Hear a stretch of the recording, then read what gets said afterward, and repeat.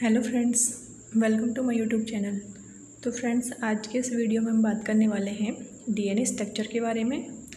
DNA की जो structure होती है, स्ट्रक्चर में मेनली डीएनए में जो है 3 कंपोनेंट होते हैं। फर्स्ट जो होता है वो होता है डीऑक्सीराइबोज शुगर, इसको पेंटोज शुगर भी बोला जाता है। दूसरा जो होता है वो नाइट्रोजनस बेस होते हैं। डीएनए के अंदर जो है 4 डिफरेंट टाइप के जो है बेस होते हैं नाइट्रोजनस। इसके अलावा जो थर्ड जो कंपोनेंट होता है डीएनए का होता है फॉस्फेट। डीएनए जो है वो सेल के न्यूक्लियस के अंदर पाया जाता है। डीएनए की स्ट्रक्चर के मेनली 3 कंपोनेंट हो गए। उसके बाद जो डीएनए की जो केमिकल स्ट्रक्चर है उसमें जो शुगर और फॉस्फेट जो ग्रुप होता है वो डीएनए की स्ट्रक्चर का जो बैकबोन बनाता है, और इसके जो बीच में यानी जो शुगर फॉस्फेट जो बैकबोन होती है इसके बीच में जो है नाइट्रोजनस बेस जो है आपस में जुड़े हुए होते हैं हाइड्रोजन बॉन्ड के थ्रू। और इसके अलावा जिसमें नाइट्रोजनस बेस जो पाए जाते हैं डीएनए की स्ट्रक्चर में वो होते हैं एडेनिन, थाइमिन, ग्वानिन और साइटोसिन। इन सब के अलावा एक और नाइट्रोजनस बेस होता है यूरेसिल, जो डीएनए के अंदर नहीं पाया जाता, वो आरएनए के अंदर प्रेजेंट होता है।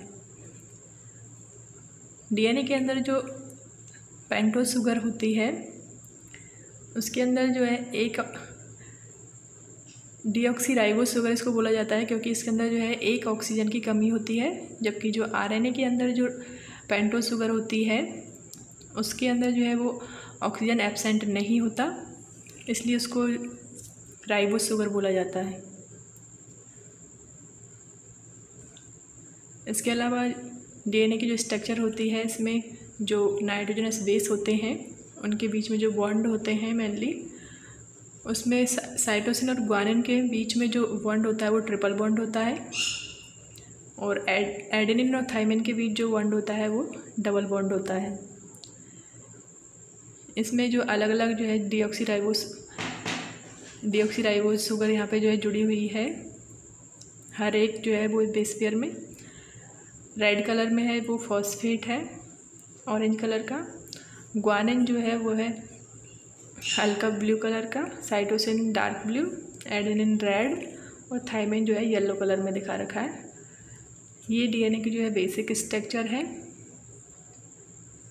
डीऑक्सीराइबोज न्यूक्लिक एसिड डीएनए की फुल फॉर्म है डीऑक्सीराइबोज न्यूक्लिक एसिड, क्योंकि डीएनए के अंदर जो है वो डीऑक्सीराइबोज शुगर होती है तो इसका नाम डीऑक्सीराइबोज न्यूक्लिक एसिड होता है। डीएनए की जो स्ट्रक्चर होती है वो एंटी पैरेलल डीएनए स्ट्रैंड होते हैं, यानी डीएनए की स्ट्रक्चर में 2 स्ट्रैंड होते हैं और वो एक दूसरे के एंटी पैरेलल होते हैं। एंटी पैरेलल का मतलब एक जो स्ट्रैंड होता है वो 3 to 5 प्राइम होता है, और जो दूसरा स्ट्रैंड होता है वो 5 to 3 प्राइम होता है। और शुगर फॉस्फेट बैकबोन होती है इसमें, यानी डीएनए की जो स्ट्रक्चर होती है वो डबल हेलिकल स्ट्रक्चर होती है और एंटी पैरेलल स्ट्रैंड होते हैं डीएनए के। इसमें दिखा भी रखा है, जो ऊपर वाला स्ट्रैंड है वो 3 to 5 प्राइम है और जो नीचे वाला स्ट्रैंड है वो 5 to 3 प्राइम है, यानी एक दूसरे के एंटी पैरेलल है। और नाइट्रोजन बेस के बीच में जो बॉन्ड दिखा रखा है एडेनिन थाइमिन के बीच में डबल बॉन्ड, और ग्वानिन और साइटोसिन के बीच में ट्रिपल बॉन्ड होता है। ये चारों नाइट्रोजन बेस जो होते हैं वो रिपीट होते रहते हैं। इस प्रकार जो है वो डीएनए की एक लंबी स्ट्रक्चर यहाँ पे बन जाती है।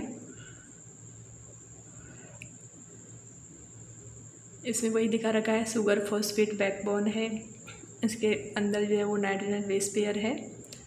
नाइट्रोजनस बेसिस में वही ग्वानिन, साइटोसिन, थाइमिन और एडेनिन को दिखा रखा है।